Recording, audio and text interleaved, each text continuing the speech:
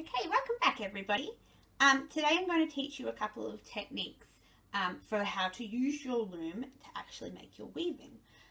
So the sample I've got here at the moment has your loom. It's got your warp, which is the strings that we've put down, and it's got your weft, which is what we're going to be creating over the top here.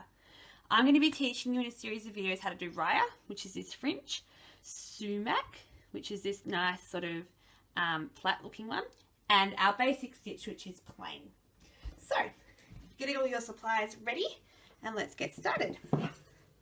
Today you will need your loom, obviously. You'll need some wool or thread, or you can even use strips of fabric for this, anything that you've got hanging around. A needle, which is a thick needle that'll fit your yarn through. If you don't have a needle, you can use a pencil and a piece of sticky tape. You might want to have a ruler and some scissors on hand as well. Alright, I'm going to run you through how to do plain weave. So, first thing you're going to want to do is choose your colour of wool and cut a piece off. Now the piece that you're going to cut, generally I like to cut it as long as your arm span. So a nice kind of longish piece, but not too long as it's difficult to work with. You can then thread that through your needle if you have one and just make a little knot around it. If you do not have a needle, the second thing that you can do, so you can actually get your pencil and your sticky tape, masking tape, and you can stick the yarn onto it, and that kind of does the same job as the needle, and you don't even have to tie a knot. So I'm going to use that today. Okay, step one on how to do plain weave. Get your needle or your pencil with the thread attached, and you're going to start going under the first warp thread and then over the next one. Under, over, pick it up, go under, over, until you get all the way to the end. And this will create our first row of weft. Pull the thread all the way through until you only have a little tail left at the end. Tie a knot around that first warp thread to secure your end, and then pull until it's flat. Push down the thread so it's nice and even at the bottom. Step two. Now this is the tricky part. Rather than going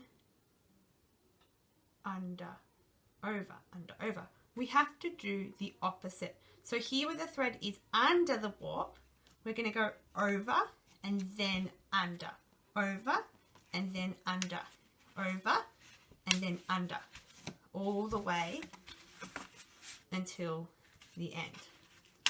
What this does is it locks the previous thread in by creating this loop around here.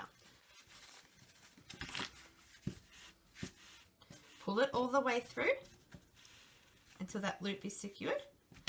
Make a little bubble and push the thread down. Don't pull it too tight, because if you pull it tight, all of the warp threads will come through and it'll make it uneven. Continue going with your plain weaving, going the opposite to what the last row ended on. So this one's over, so I'm going to go under, over, all the way through. You can continue that for as long as you like, but I'm going to ask you to do a minimum of 6 rows of plain weaving. And that's going to be a really good start for your weaving. Okay.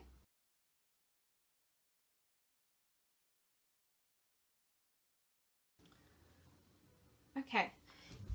If you decide to do lots of plain weaving, there's a little trick that I wanted to show you which makes it a lot easier.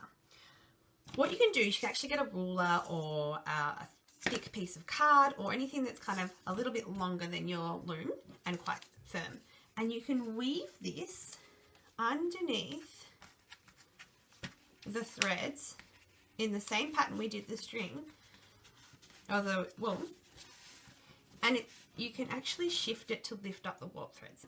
So what this means is that when I come back to do this row across here, I can just slide my pencil through and it automatically does the under over for me. I push that down and then I've done that really quickly.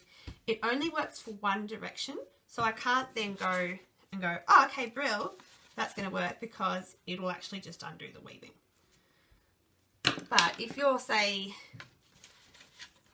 left-handed or right-handed and you struggle, it's a bit more tricky to do one or the other, that's a really kind of neat trick to quickly do your plain weave.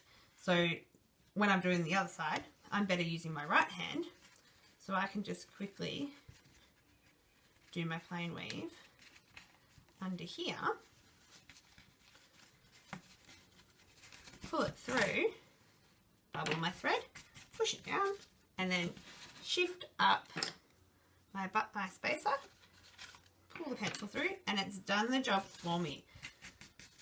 And look at that, I've got my 6 rows done really quickly. Just a handy hint for you.